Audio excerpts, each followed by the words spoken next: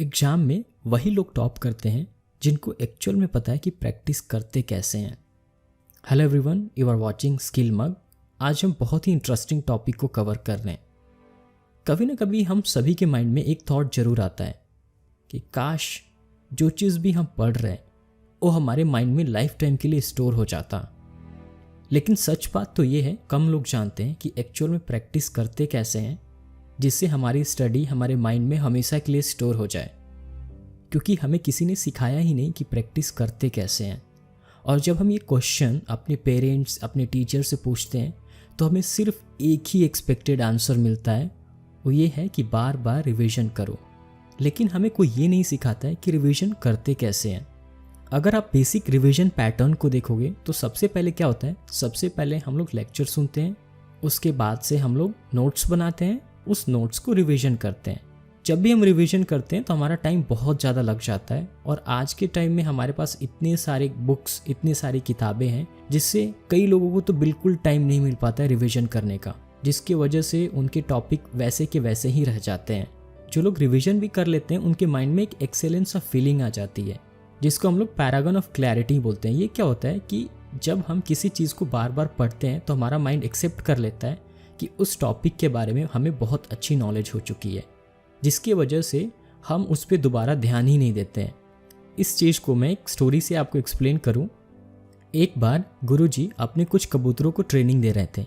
गुरुजी ने सिखाया उनको कि देखो, शिकारी आएगा, जाल बिछाएगा, दाना डालेगा और हमें नहीं फंसना है।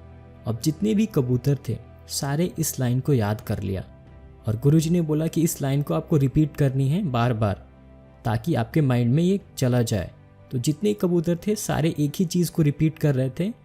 जब सुबह हुई, अगले दिन शिकारी आया तो उसने देखा कि जितने कबूतर थे सारे एक ही चीज़ बोल रहे थे, शिकारी आएगा, जाल बिछाएगा, दाना डालेगा, हम उसमें नहीं फंसेंगे।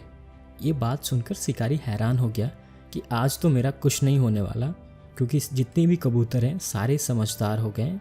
ये सोचकर शिकारी काफ़ी दुखी हुआ और फिर सोचा कि अगर मैं आया ही हूँ क्यों ना जाल डाल ही देता हूँ, बाकी जो होगा वो देखेंगे। तो शिकारी ने वहाँ पे जाल डाल दिया और वहाँ से चला गया। कुछ देर बाद जब शिकारी वहाँ पे आया तो ये देख के हैरान हो गया कि जितने सारे कबूतर थे सारे उस जाल में फंस चुके थे और एक ही चीज़ बोल रहे थे कि शिकारी आएगा, जाल बिछाएगा, दाना डालेगा और हम उसमें नहीं फंसेंगे। मोरल ऑफ द स्टोरी ये है कि हमें कभी रटना नहीं चाहिए। लेकिन फिर भी इस स्टोरी के पीछे लॉजिक क्या है? काफ़ी सारे साइकोलॉजिस्ट ये बोलते हैं कि जब भी हम किसी टॉपिक को पढ़ते हैं तो हमारे माइंड में एक न्यूरल पाथवे बनता है। लेकिन जब भी हम उसी टॉपिक को दोबारा रिवीजन करते हैं तो ऑलमोस्ट हमारे माइंड में सेम न्यूरल पाथवे बनता है, जिसकी वजह से हमारा माइंड उतना क्रिएटिव नहीं बन पाता है उस टॉपिक को लेकर। इसकी वजह से आप लोगों ने नोटिस किया होगा कि कभी कभी किसी टॉपिक की बहुत अच्छे से रिवीजन करने के बावजूद भी उसका आंसर देना बहुत डिफ़िकल्ट लगता है। तो इसका सलूशन क्या है? देखो, इस प्रॉब्लम को सलूशन फाइंड करने के लिए हमें माइंड रिट्रीवल प्रोसेस को समझना होगा। अब कई लोग ये सोच रहे होंगे कि माइंड रिट्रीवल प्रोसेस क्या है। इस प्रोसेस को समझने के लिए हम एक स्टोरी से समझते हैं। एक समय की बात है, एक नदी में एक फिशू नाम की मछली रहती थी और उसके माइंड में हमेशा बहुत सारे क्वेश्चन चलते रहते थे। एक दिन उस नदी के किनारे वाले तालाब से कुछ आवाज़ें आ रही थी। फिशू ने उस आवाज़ों को सुना तो उसके माइंड में बहुत सारे क्वेश्चन आए और फिर उसने सोचा कि ये किस तरह की आवाज़ हो सकती है। और क्यूरियोसिटी की वजह से उसने नदी से छलांग लगा दी और वो तालाब में पहुंच गई। जब तालाब में पहुंची तो फिशू बहुत परेशान हुई, क्योंकि वहाँ पे पानी बहुत गंदा था और उसे सांस लेने में काफ़ी इशू आ रहे थे। लेकिन किसी भी तरीके से उस तालाब के किनारे पहुंची। जैसे किनारे पहुंची, वहाँ पे देखी कि काफ़ी सारे मेढक आपस में लड़ रहे थे। फिर उसकी नज़र एक ऐसी मेढक पे पड़ी जिसका नाम फ्रेडो था। फ्रेडो उन सारे मेढक में से सबसे समझदार मेढक था और जितने भी मेढक लड़ रहे थे उन सारे मेढक को फ्रेडो समझा रहा था कि देखो, आपस में लड़ो मत, मिलकर रहनी चाहिए। इस बात को देखकर फिशू बहुत खुश हुई। कुछ देर बाद झगड़ा शांत हो गया और फ्रेडो और फिशू की आपस में बहुत ही अच्छी मित्रता हो गई। फिशू ने फ्रेडो से बहुत ही क्यूरियोसिटी के साथ एक क्वेश्चन पूछा, मुझे एक बात समझ में नहीं आ रही है कि तालाब की पानी इतना ज़्यादा गंदा क्यों है? इस बात को सुनकर फ्रेडो ने थोड़ा मुस्कुराया और बोला, फिशू, ये बात बिल्कुल सच है। तालाब का पानी बहुत गंदा है नदी के मुकाबले।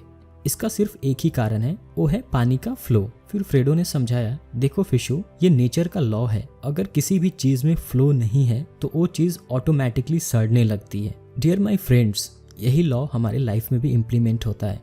अगर आप बहुत सारे टॉपिक को पढ़ते हैं और उसका फ्लो नहीं बनाते हैं, वो टॉपिक ऑटोमेटिकली आपके माइंड से मिटने लगता है। अगर इस प्रॉब्लम को आप हमेशा के लिए फिक्स करना चाहते हो तो एक ही आंसर है, that is called mind retrieval process. आपको माइंड रिट्रीवल प्रोसेस को बहुत अच्छे से समझना होगा। बेसिकली ये प्रोसेस क्या बोलता है, कोई भी डेटा जब आप अपने माइंड में स्टोर करते हो और उसको रिट्रीव नहीं करते हो, वो डेटा ऑटोमेटिकली आपके माइंड से गायब होने लगता है। याद रखना, जितने भी टॉपर्स होते हैं ऑलमोस्ट सभी लोग इस स्ट्रैटेजीज को जाने अनजाने में यूज कर रहे होते हैं, भले उनको पता हो या ना हो। अगर आप इस स्ट्रैटेजी को समझ लिए तो आप ये मान के चलो कि आपकी लाइफ से ये प्रॉब्लम हमेशा के लिए खत्म हो जाएगा। देखो, जितने भी टॉपर्स होते हैं ऑलमोस्ट सारे टॉपर्स का माइंड रिट्रीवल प्रोसेस सेम नहीं होता है, डिफरेंट हो सकता है। कुछ जो टॉपर्स होते हैं वो विजुअलाइजेशन प्रोसेस को फॉलो करते हैं, कुछ लोग फ्री राइटिंग प्रोसेस में बिलीव रखते हैं, कुछ लोग माइंड मैपिंग का यूज करते हैं, कुछ लोग निमोनिक प्रोसेस को यूज करते हैं, कुछ लोग चंकिंग प्रोसेस का यूज करते हैं, कुछ लोग क्विजिंग प्रोसेस का यूज करते हैं। तो अब क्वेश्चन आता है कि आपको इस प्रोसेस में से कौन सा प्रोसेस यूज करनी चाहिए। इस वीडियो का मकसद था कि मैं आपको रिट्रीवल प्रोसेस के बारे में बहुत अच्छे से समझा पाऊँ। नेक्स्ट वीडियो में जितने भी प्रोसेस हैं उन सारे प्रोसेस को हम लोग समझेंगे। इसमें से सबसे इम्पॉर्टेंट बात, इन सारे प्रोसेस के साथ हम लोग लर्निंग कर्व पढ़ेंगे। सबसे इम्पॉर्टेंट पार्ट है, अगर आप लर्निंग कर्व समझ लिए तो मानो कि आपकी 80% प्रॉब्लम कंप्लीटली सॉल्व हो जाएगा। चलिए मिलते हैं नेक्स्ट वीडियो में, ताकि मैं आपको एक करेक्ट एक्शन प्लान दे पाऊँ जिसमें आपको ये पता चलेगा कि एक्चुअल में इन सारी प्रोसेस को फॉलो कैसे करते हैं। देखो, इस प्रोसेस पे कम से कम 10 वीडियोस बनेंगे और सारी वीडियो में बहुत डीपली मैं एक एक प्रोसेस को कवर अप करने वाला हूँ। आई होप कि मेरा चैनल आप सब्सक्राइब करेंगे।